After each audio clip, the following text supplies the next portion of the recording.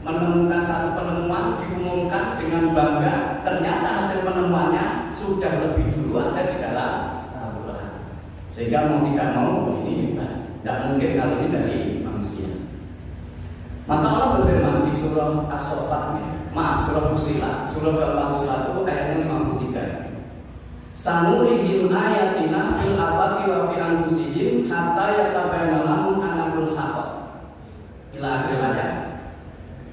Sanurihim ayatina, akan kami perlihatkan, akan kami tampakkan kepada mereka ayat-ayat kami fil afaqi, di ufuk, di cakrawala, di alam semesta, wa fi anfusihim, dan di dalam diri mereka sendiri. Hatta yatabayyana lahum, sampai jelas bagi mereka annahul, sesungguhnya Al-Quran itu adalah benar. Contoh ayat kauniyah. Ini namanya apa? Jadi.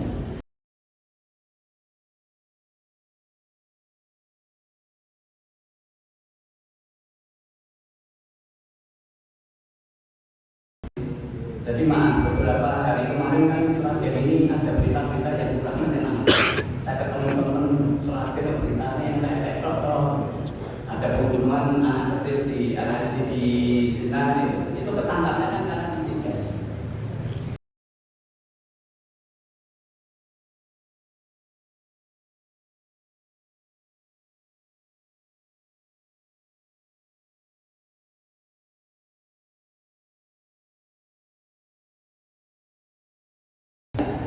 Hampir 8 miliar.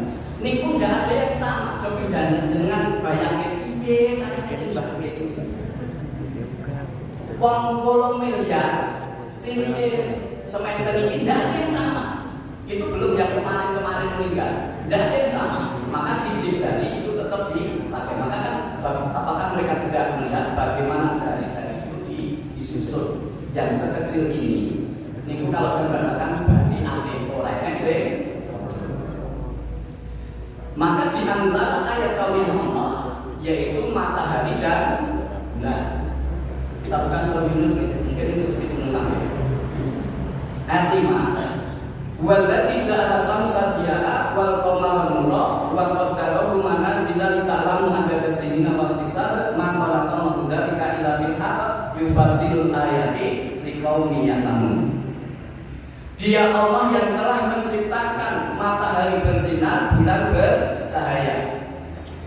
Dan Allah menetapkan manzilah-manzilahnya, posisi-posisinya atau orbit-orbitnya. Lita'lamu adada sinin, agar kalian mengetahui bilangan tahun, wal hisab, dan agar kalian bisa mengadakan perhitungan waktu atau hisab. Maka dari dua ayat kauniyah, yaitu matahari dan bulan, itu ada dua sistem kalender. Kalender yang berdasarkan matahari disebut Samsiyah atau Masehi, yang berdasarkan bulan disebut Qamariyah atau Hijriyah. Maaf, ketika kita ada ucapan tanggal 1 Muharram itu selamat tahun baru Hijriyah atau selamat tahun baru Islam. Selamat tahun baru Hijriyah, nomor selamat tahun baru Islam. Enten sing Hijriyah, enten sing Islam. Kalau selamat tahun baru Islam berarti 1 Januari selamat tahun baru tidak Islam. Ya, jadi maaf Bapak sekalian, kadang kan ada yang ekstrim itu, matahari itu bulan milik orang Islam, seringnya dari orang kafir, pemaksaan. Itu dua-duanya milik Allah, dan dua-duanya diakui oleh Allah sebagai ayat kauniyah.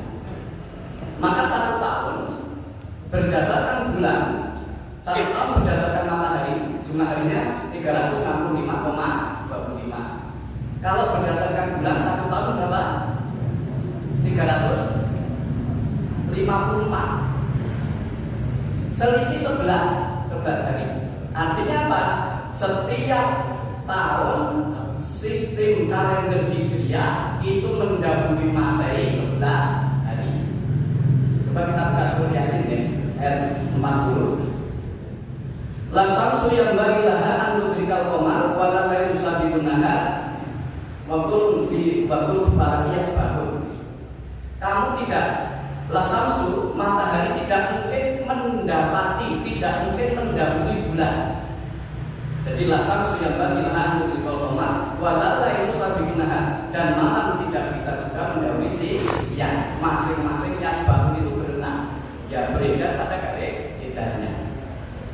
Kalau kita awam kan bingung Pak, seringnya orang di sini dan maksudnya begini. Karena 1 tahun berdasarkan matahari itu jumlah harinya lebih banyak, maka tidak mungkin mendahului. Yang mendahului justru bulan. Kita buka surah Al-Kahfi ayat 25. Walabisu fi kahfihim salasa sinina mi'ati wasdadu tis'a. Ashabul Kahfi itu ditidurkan oleh Allah, tinggal di dalam gua berapa lama? 300 tahun ditambah 9, jadinya salasa, okay. 300 tahun ditambah 9 berarti 300. Nah, itu matematika umum. Sebenarnya itu 300 tahun itu kalau dihitung berdasarkan matahari, karena setiap tahun bulan itu mendahului 11 hari. Kalau dihitung setiap 100 tahun, maka mendahului 3 tahun. 300 tahun berarti 3 tahun kali 3 itu 2. 300 tahun berdasarkan matahari, 309 berdasarkan bulan. Maka alhamdulillah bulan atau tahun 2030 kita akan Ramadan. Seneng betul? Tahun Masehi 2030 kita akan Ramadan 2 kali, Januari dan Desember. Januari poso, Desember poso, penting. Seneng betul? Tenane poso sesasi wis lempet itu. Tetapi hari rayanya tetap sekali karena Desember pertengahan, nanti Idul Fitrinya tetap 2031. Maka Bapak sekalian, kita buka surah At-Taubah ayat 36. Ini sistem kalender Hijriah berdasarkan bulan. Inna iddatas syuhuri indallahi isna asyara syahran fi kitabillah yauma khalaqas samawati wal ardh minha arba'atun hurum dzalika dinul qayyim fala tazlimu fihinna anfusakum. Ila akhir. Sesungguhnya jumlah bilangan bulan di sisi Allah itu ada 12 bulan. Hari ketika Allah menciptakan langit dan bumi, minha arba'atun hurum, di antara 12 bulan itu ada 4 bulan haram. Yaitu apa? Dzulqa'dah, Dzulhijjah, Muharram, Rajab. Jadi ada 4 bulan haram. Berarti itu sistem kalender berdasarkan bulan. Maaf Bapak Ibu sekalian, alhamdulillah kita kan berada di bulan Muharram atau bulan Suro. Bulan Suro itu kondangin apa Pak? Kondangin apa Bu? Bulan Suro? Angkel gawat keliwat-liwat ngomong deh. Pokoknya beli gawe ngomong apa betul angsa. Saya angsa apa? Mantu nggak boleh Pak, mereka nggak boleh. Saya mulai itu lahir biasa.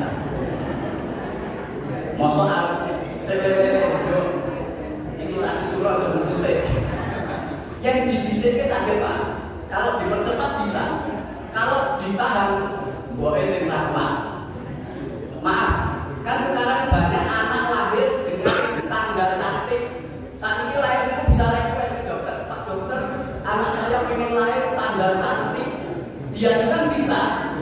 Kalau selisihnya misalnya HPL-nya 35 hari itu kan bisa. Oh yaudah, operasi bisa. Neng jenengan purun, bayi kan jenengan wonten ibu-ibu diundur sesasi purun Bu.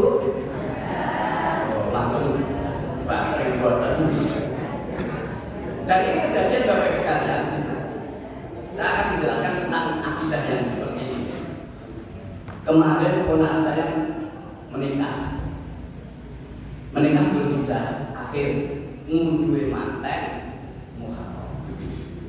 Akhirnya bapaknya ke tempat saya, Om, jemben tahu siapa jenengan? Oh siapa tadi insyaallah. 2 hari berikutnya ke rumah lagi pagi. Kita Pak Di, ngapun tentang jenengan pun tentang situ tahu saja. Oh, gimana apa-apa. Sore nih, Budi istrinya Pak Di ke rumah lagi. Sios kok. Belum Pak Di, saya tanya bingung menungso bingung ini. Jadi saya akhirnya tapi anu sios tahu saja, tapi betul belum mantek. Silaturahim. Oke, pokoknya belum anu ya. Akhirnya kemarin ya hari saya datang langsung saudaranya itu bilang saya mungkin pokoknya kamu menyinggung masalah mahal niki silaturahim. Lo bisa ngomong saya tahu dia harus gampang loh. Enek mantune loro, manene loro. Bisa enten moro enten bapak ibu enten dijejerke ngundang tonggo, ngundang kanca, iku ngundang manten mboten. Lah kok diomongke? Lho nggih, setan kok dialusi gampang. Engko yen setan ning suki coba. Akhire menen wis tenang, kok tak kandhane setane yen ora nesu. Akhire kok kayak pengajian, penjelasan tentang haram mboten nesu, Pak. Berarti setane ra sing setan kan ada minat sinati. Pak Bapak sekalian, salah satu keyakinan yang kita berangkat, coba kita buka surah Al-Kausar dulu, surah Al-Kausar. Kenapa surahnya ya? Sing rapal ya Pak. Inna a'tayna kal kausar fasholli li rabbika wanhar inna syani'aka wal abtar. Kalau kita buka di terjemahan, inna sesungguhnya kami Allah telah memberikan kepada Muhammad nikmat yang sangat banyak. Tetapi Bapak sekalian, ada yang menerjemahkan Al-Kausar di situ bukan nikmat yang banyak, tetapi apa? Telaga Al-Kausar. Jadi Rasulullah pernah tidur atau tiduran terus bangun tersenyum. Ibu-ibu nanti betul sehari tangi-tangi mesem nanti betul. Oh nanti seneni pae betul. Ngimpi apa gitu? Napa tangi-tangi mesem.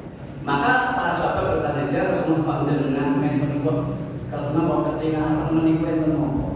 Baru saja Allah menurunkan wahyu Al-Qur'an kepadaku surah Al-Kausar. Jadi apa? Inna a'tayna al-kausar, sesungguhnya kami Allah berikan kepadamu napa? Telaga Al-Kausar. Jadi telaga Al-Kausar, telaga yang diberikan Allah kepada Rasulullah karena kedudukan kemuliaan beliau di padang mahsyar yang nanti umat Islam berbondong-bondong ingin mendapatkannya. Jumlah cangkire, cawangnya itu sebanyak bintang di langit. Tetapi ketika ada yang berbondong-bondong ya, dan di hadis lain ketika nanti ada yang berhasil mengambil air diminum maka tidak akan merasakan haus selama-lamanya. Tetapi ada sekumpulan mau ambil air itu dihalangi. Sudah dekat dengan telaga Al-Kausar dihalangi, dijauhkan lagi. Maka Rasulullah SAW ingin memberikan pembelaan. Bagaimanapun dia adalah umatnya. Maka di hadis ada dua. Ada yang pakai mini, ada yang umati. Ya Allah, mereka itu adalah mini bagianku. Mereka itu adalah umat ya Rasulullah. Ya Allah. Maka Allah menjawab, kamu tidak entahlah adri, kamu tidak mengetahui apa yang mereka lakukan, apa yang mereka ganti sepeninggalmu. Jadi ternyata nanti ada beberapa sekalian umatnya yang secara lahiriah, dohiriah menamakan diri sebagai umatnya Rasulullah, tetapi terhalang dari mengambil air dari telaga Al-Kausar. Ulama menyimpulkan tiga, jadi sekian banyak hadis disimpulkan ada tiga. Yang pertama, orang murtad, jelas kalau murtad kan jelas. Yang kedua, orang yang akidahnya menyimpang. Yang ketiga, pelaku bid'ah. Tapi bid'ah memang sudah kita sampaikan definisinya yang benar. Jadi yang kedua apa? Akidah keyakinan yang menyimpang. Maka Bapak sekalian, pagi hari ini akan kita kaji. Coba kita buka dulu surah Al-An'am ayat 82. Alladzina amanu wa lam yalbisu imanahum bidzulmin ulaika lahumul amnu wa hum muhtadun. Yaitu orang-orang yang beriman dan tidak mencampur adukkan iman mereka bidzulmin dengan kedzaliman. Di situ kedzaliman adalah kesyirikan. Jadi orang-orang yang beriman dan tidak mencampur adukan iman mereka dengan kesirikan sedikit pun, ulaika lahumul amn, mereka itulah yang akan mendapatkan keamanan dari Allah, wa ulaika humul muhtadun, dan mereka itulah yang mendapat hidayah. Jadi syarat mendapatkan keamanan apa Bapak sekalian? Tauhid kita, akidah kita harus bersih dari syirik. Nanti dicek ya, Al-An'am 82. Maka Bapak sekalian, akidah keyakinan itu kan sifatnya gaib. Contoh, surga itu gaib, neraka gaib, ganjaran gaib betul. Umpama ganjaran itu ketok, ini saya ngaji lah sedang. Misalnya, sopo bareng ngaji dikai duit 100.000, kita kira kebang betul. Kebang. Padahal kan ganjaran misalnya, sholat subuh itu ganjarannya kan lebih baik dari dunia seisinya. Gandeng rakyat toh, sing sholat subuh pinten? Rame pasar apa rame masjid? Rame pasar, sebab ning pasar langsung kita. Jadi keyakinan akidah itu sudah kelihatan. Maka maaf, ketika ada orang melakukan perbuatan dosa dieling yang tidak percaya nih, ojo tindak dosa toh. Dosa ini goreng ngendi toh? Ngene putih. Neraka, videonya apa wis tau neng? Neraka, wis tau milih? Bingung ya? Maka karena akidah keyakinan itu bersifat gaib, maka rujukannya harus yang mengetahui yang gaib. Siapa? Kita buka surah Jin ayat 26-27. Alimul ghaibi fala yudhiru ala ghaibihi ahada. Maaf Bapak sekalian, ada yang baca itu hanya dipotong sampai di sini. Allah Maha mengetahui yang gaib, maka Allah tidak menampakkan yang gaib itu kepada siapapun. Artinya Rasul pun tidak tahu yang gaib. Maka disampaikan sisi-sisi Rasulullah yang memang mengatakan tidak tahu yang gaib. Tetapi ayat selanjutnya, illa man irtadha min rasulin, kecuali gaib itu ditambahkan berdasarkan pada siapa? Rasul yang diridhoi. Siapa? Rasulullah Sallallahu Alaihi Wasallam. Jadi kalau masalah akidah, masalah keyakinan, kembalikan kepada siapa? Quran dan Sunnah. Maka Bapak sekalian, salah satu keyakinan yang menyimpang, meyakini bulan Muharram atau bulan Syawal itu sebagai bulan siang. Maka Rasulullah mengingatkan, la tasubbu dahra, diriwayatkan oleh Imam Muslim ini, kalian jangan mencela dahar itu waktu, bisa masa, bisa tanggal, bisa hari, bisa bulan, bisa tahun. Fa inna Allaha huwa dahar, karena sesungguhnya Allah dialah yang menciptakan waktu. Maka jangan mencela hari, jangan mencela tanggal, jangan mencela bilangan. Maaf, kalau di Eropa itu angka yang dianggap sial atau tidak, Pak? Jadi kalau di hotel apa-apa itu perlu masuk betul-betul rolas A, rolas B, lake 14, perlu masuk betul-betul neng di sial. Maka di lingkungan kita ada yang menganggap sial, kenapa? Bulan Muharram itu dianggap itu pokoknya di gawe apa-apa, gawe rumah yo gawe itu, mandu yo gawe itu, kenapa? Terus pokoknya nopo-nopo asal kecuali dua sunnah kali lahir itu boleh. Kemudian Rasulullah SAW secara jelas beliau juga mengatakan adiyaratu asikun, adiyaratu sikun. Tiara merasa sial itu adalah salah satu bentuk kesirikan. Contohnya apa Pak? Arab rumah, nembe metu ke omah, ning arep lawan ketiban cecak. Wah iki sih sial. Terus maku enak pulau liwat. Wah ini sial ini kasih itu.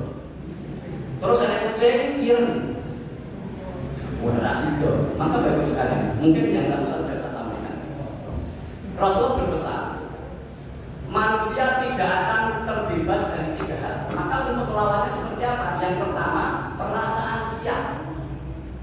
Kita ikut dia nih, ketiban cecak dan sebagainya. Maka pesan Rasulullah, la tarji, jangan batalkan, jangan kembali, lanjut. Jadi kalau kita pergi mana mana kerja oke mau lah, kerja sendiri. Ketiban cecak yang diresihi, enak ulo yang dintek lindes bismillah. Enek kucing ya misalnya nabrak ya bismillah yang urip ya di nopo diopeni yen mati yo disingkirke rasa nganggo selamatan barang. Kadang nabrak wong kalau nabrak kucing itu wedi nabrak wong ditinggal nabrak kucing kok mulai dipakai semacam-macam. Jadi kalau ada perasaan siapa toh latanji jangan kembali, jangan batalkan lanjut. Yang kedua was-was itu apa? Khawatir engko ge misalnya gitu. Engko ge anak kuwi gawean, engko ge anak kuwi jodoh, dodol ge ra payu, lah kek. Maka apa pesan Rasulullah? Jangan benarkan. Jadi kalau ada pikiran seperti itu jangan dibenarkan, lawan sebaliknya. Jadi kalau engko ge ra jodoh, bismillah itu jodoh. Dodol ra payu, bismillah ayo. Nek rasa bengok-bengok, bengok-bengok mulai mikir pas ning lampu merah, engko payu.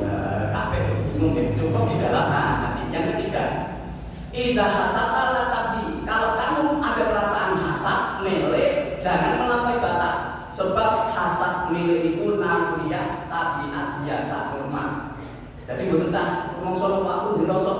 Yang penting disimpan di hati.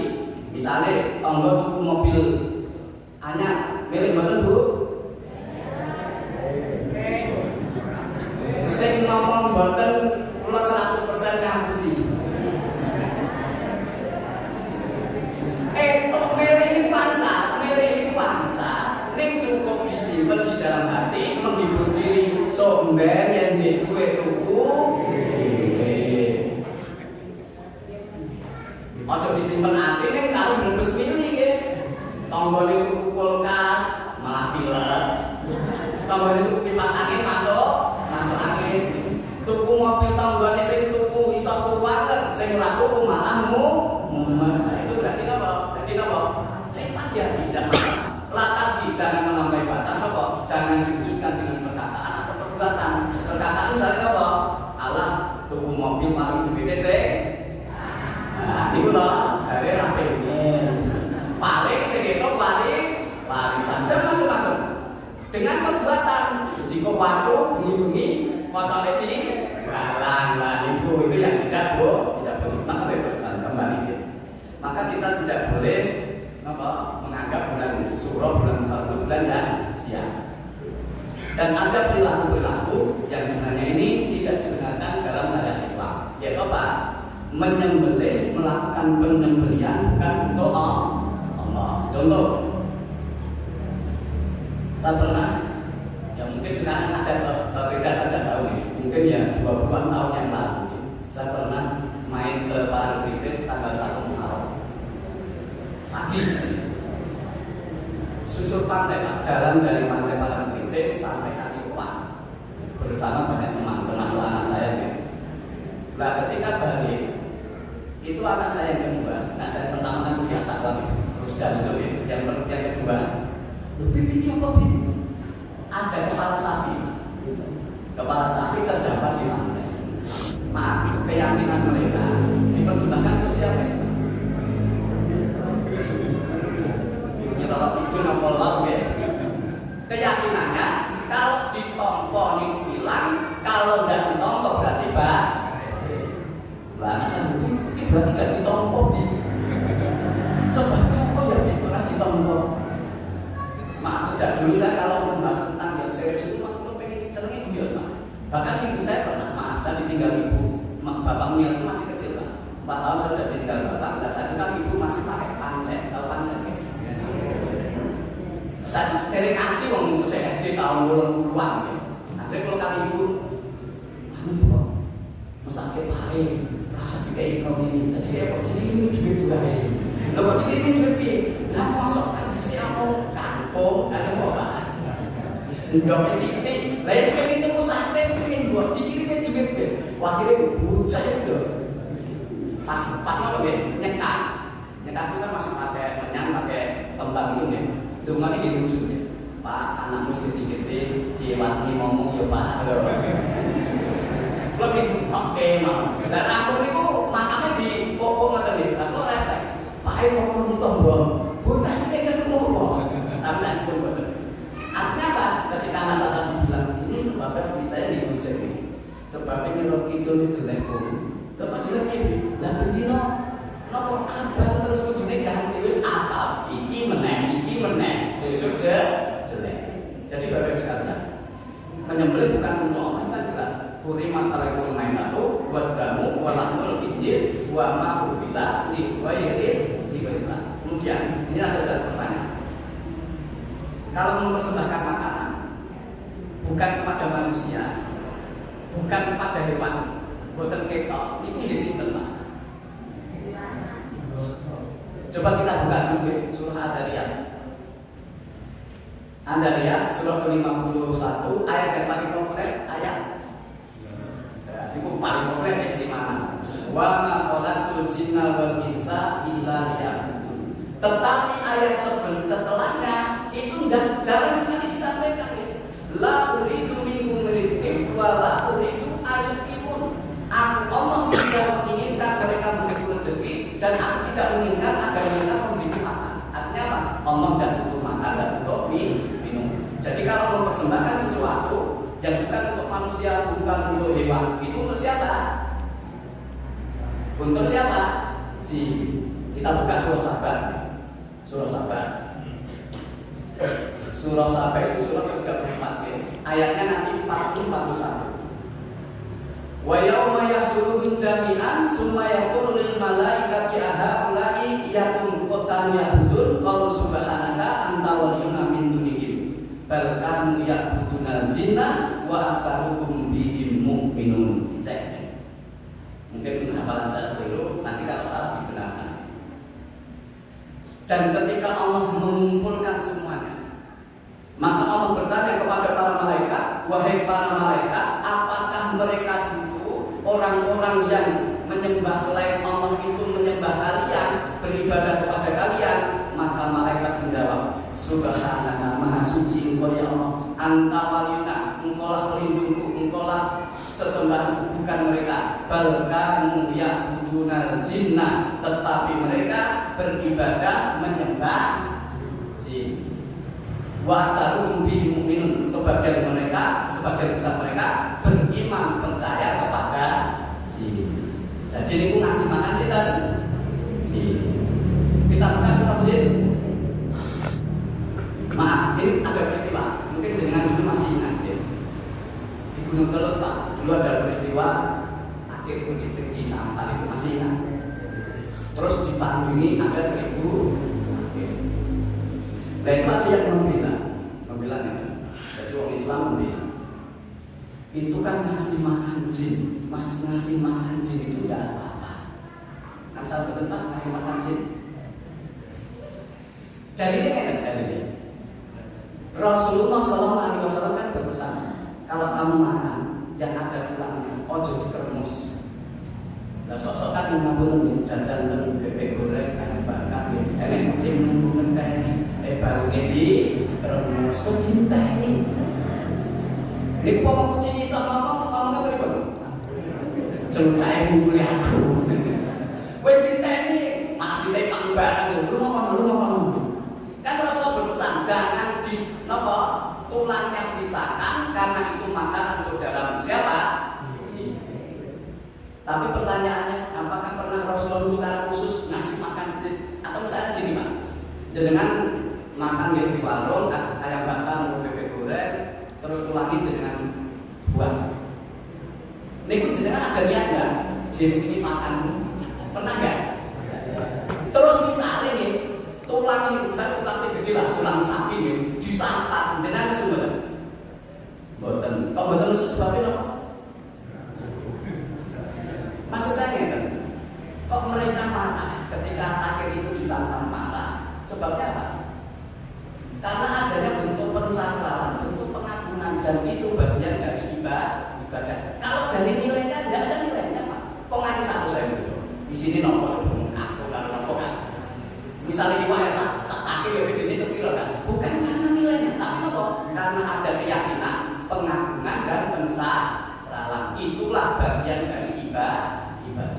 Kita buka dulu surah sini ayat 9 ayat 6. Wa annahu kana rijalun minal insi ya'uduna bi rijalin minal jinni fasadun murhaqa. Jangan buka dulu kita dulu.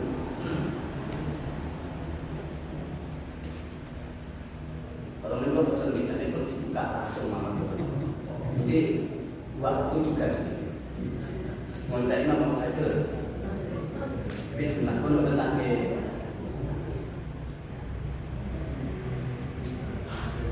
pun kepanggil surah Jin ayat 6.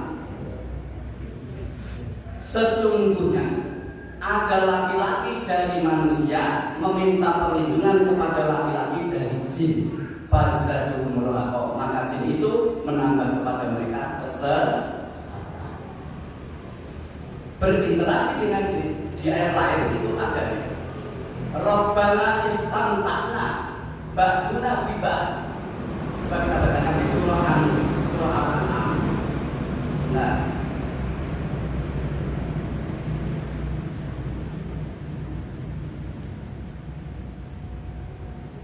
surah Al-An'am ayat 128.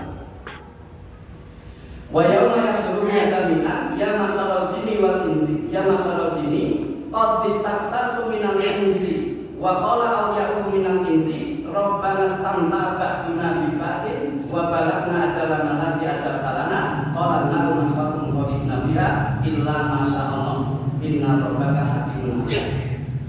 Jadi ketika nanti dikumpulkan Allah bertanya, ya masaral jin, kalau ada yang tidak percaya dengan jin itu akidahnya perlu diluruskan. Surah saja dan mana surah jin. Ya masaral jin, wahai masyarakat jin, kamu sudah banyak menyesatkan manusia. Wa qala awliya'uhum minal insi, dan berkata temannya jin dari manusia, Rabbana istamta, ya Allah kami dulu sudah saling menikmati. Maka kalau dengan buka kitab Aqidah Tahawiyah yang dalam subjudul Al-Isti'adzah bil Jin, meminta perlindungan kepada jin. Istamta di situ saling menikmati, simbiosis mutualisme. Jadi jin itu mau membantu manusia tapi dengan syarat. Maka tadi surah Jin ayat 6 berinteraksi dengan jin itu pun kajeng Nabi Yusuf dan Sulaiman. Kalau Nabi Sulaiman itu diberi mukjizat Allah menguasai secara mutlak. Sedangkan manusia tidak mungkin menguasai jin secara mutlak. Nabi Sulaiman saja ketika beliau meninggal, jin itu kembali ke sifat aslinya. Coba kita buka surah Al-Baqarah 101 dicek.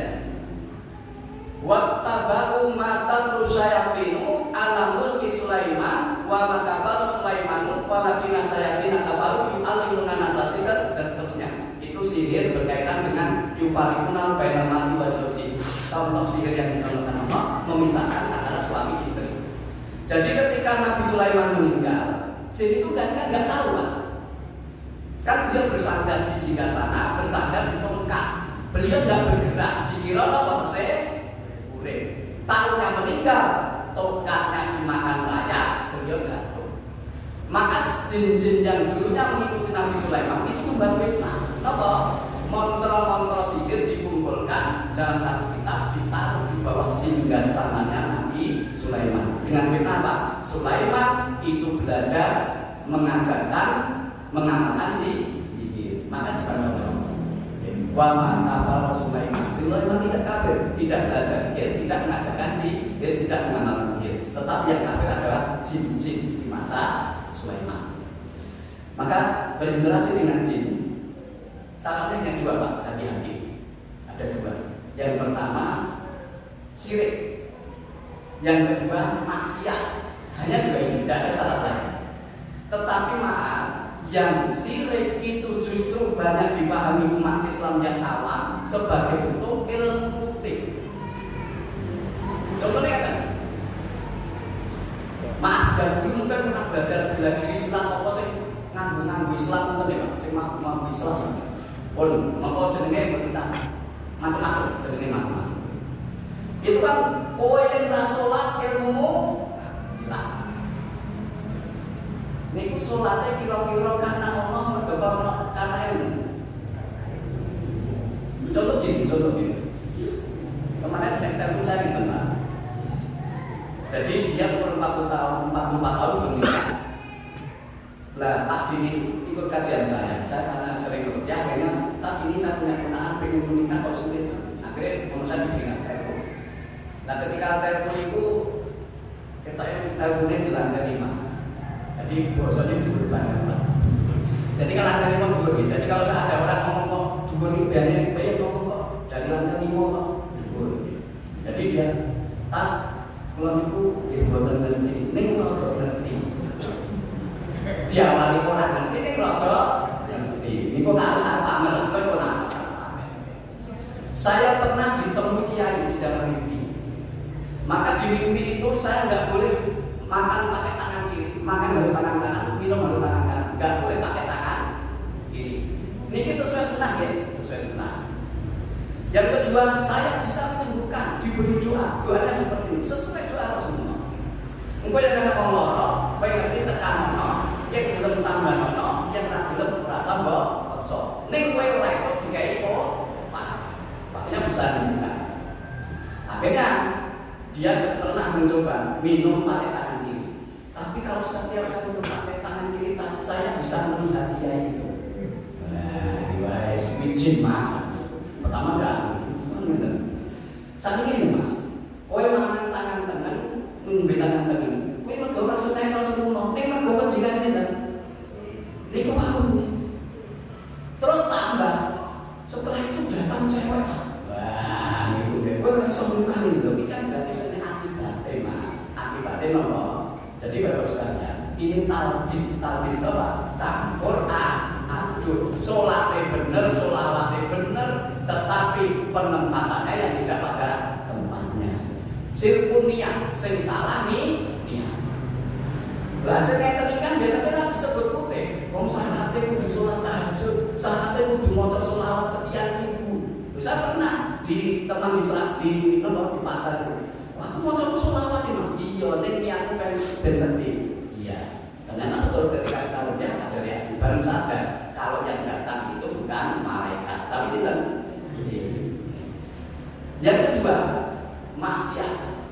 Wis rasa ado-ado ngalor sithik. Ngalor sithik niku nggih. Syaratnya apa? Ada yang syaratnya zina, ada yang syaratnya bunuh bayi, ada yang syaratnya makan mayit. Kalau jenengan pernah lihat podcastnya Ustaz Faizal ya, mantan dukun yang tukang santet putri, itu ben ampun apa? Ngombe darah haid. Jenengan sing krungu iki ngerti ya. Darah haid itu najis wis apa kok diminum. Memang syaratnya itu. Kalau enggak maksiat sih sirik. Maka hati-hati Bapak Ibu sekalian. Dan maaf, paranormal dukun atau namanya siapa? Ketika nambah tidak bisa, niku mesti syaratnya sing mungkin. Pun niku pakem. Karena saya sering nangani, kemana saya yaitu loh. Tak dikatakan Mbak Putri pun sepuh sakaratul maut, dirukyah kok ora mati-mati. Berarti rukyah tujuannya apa? Dan maaf sekali lagi maaf.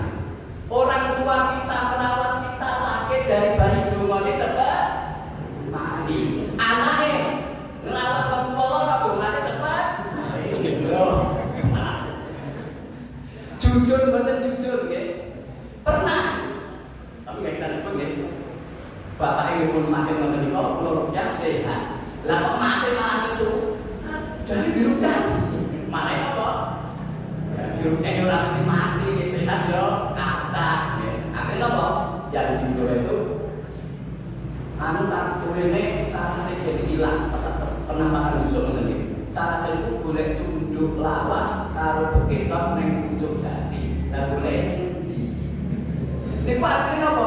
Salah sing ora mungkin. Pernah deh waktu kecil saya di kantor Solo, saat ini kan saya belum paham. Ada orang itu berusuhan kebun, golek kaki. Loh, ada siapa? Degan. Syaratnya sauwe kudu awak siji ning pojok kulon. Lagi napa? Nggih mertombolan golek kula sae kuwi salah.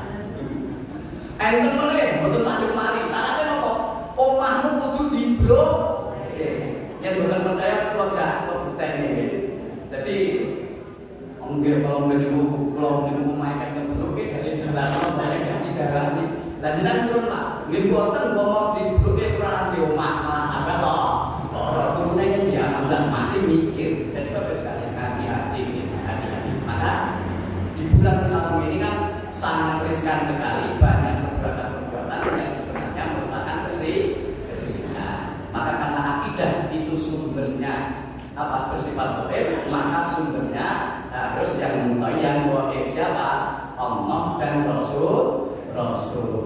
pun berusaha dua keyakinan sing aneh-aneh. Karena tadi kalau kita punya keyakinan aneh, ternyata tidak ada bimbingan dari Al-Quran dan Sunnah. Nanti dampaknya apa? Salah satunya terhalang dari telaga al-kausar. Jenengan pun kehausan di padang masa.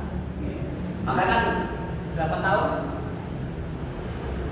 Jadi kalau kaya niku ngenteni wong larat mlebu napa? Mlebu surga niku ngenteni pinten, Pak? 500 tahun. Jadi kita disik napa plengeri? Berarti jadi wong wong larat sabar ora. Sebagai penutup ini sering saya sampaikan. Sahabat Abdurrahman bin Auf ketika turun hadis niki niku ekstrim, Pak. Mau hadir di sisi wong larat gak gelem. Aku kudu sing mlebu surga sing dhewe. Aku kudu sing paling parah. Dibuktikan jenengan sing lamun iki enten sing pengen larang mboten. Jelek mergo wis bae. Ora sampe kene wis marah. Beliau pemeran. Saat itu Rasulullah berjuang, wayahe panen kurma tidak terpanen, berangkat pulang wis gosok. Wah, ini kesempatan saya jatuh miskin. Kurma gosok ditebas satu borong. Jenengan yang pengen buktekne jenengan pedagang tomat gosok jenengan tumbas harga super. Ampun bener. Secara logika Pak, maka buktikan saya pengen jatuh miskin. Belum murah ya Pak. Wabe dituku dengan harga super. Dengan harapan Pak.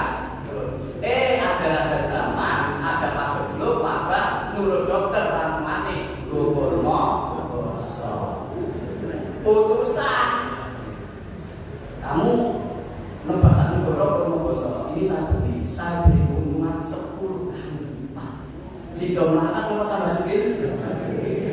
Nah, kalau Abdurrahman bin Auf gagal miskin, kalau kita gagal wis melarat biasa. Nah, ini pengen nak Mas Ito melarat. Akhirnya kan beliau pernah Abdurrahman bin Auf nanti masuknya surga berangkat. Mergo napa? Ya kesuwen hisabe, opek hisabe. Tadi pilih yang cepat, pilih napa? Melarat. Ning melarat ora buah. Ning aku tekrane jamu tolak melarat kan mboten. Maka ben kita tidak kehausan di padang masa, mari kita bersihkan tidak kita kafir kita karena di surah Al-An'am berarti alladzina amanu wa lam yalbisu imanahum bidzulmin, orang yang beriman dan tidak mencampur adukan iman mereka dengan kesyirikan sedikit pun. Sekali lagi, bulan Muharram, bulan Suro bukan bulan sial, tetapi bulan yang spesial. Ini yang bisa kita sampaikan. Mungkin ada yang bertanya, Oke, ada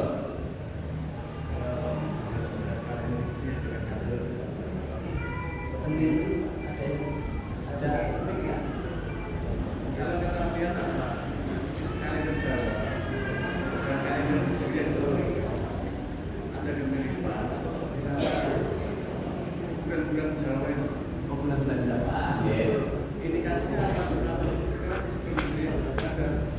bulan-bulan yang masuk bulan Jawa itu tidak sama dengan bulan Hijriah, tetapi momennya kan sama. Maksudnya bulan Muharram itu menurut mereka disebut. Oke. Jadi memang beda. Tetapi dari sejarahnya Sultan Agung hanya berhubungan itu menyesuaikan kalender Jawa dengan Hijriah. Jadi dipaske dengan nomor penanggalan Hijriah. Jadi gini. Ingat bahasa yang tereksplisit Muharram. Ini kan dengan pun menangkap Muharram itu bahasa lainnya. Mungkin yang dicetak sok-sok enak sih. Nah, ini pertanyaannya jalur dicetak. Jadi Muharram itu kan Islam. Maka saya bahasakan Muharram. Judulnya kan bulan Muharram. Napa? Menjaga tauhid di bulan Muharram. Lah kita yang ngaji kan mesti tahu. Maksud lo mana? Oke. Mungkin ada yang lain? Ada yang lain? Kalau ada, alhamdulillah. Semoga kita diselamatkan akidah kita dari akidah yang tidak ada tuntunan dari Rasulullah, sehingga di pada masa nanti kita diakui sebagai mana Rasulullah dan bisa meminum dari telaga al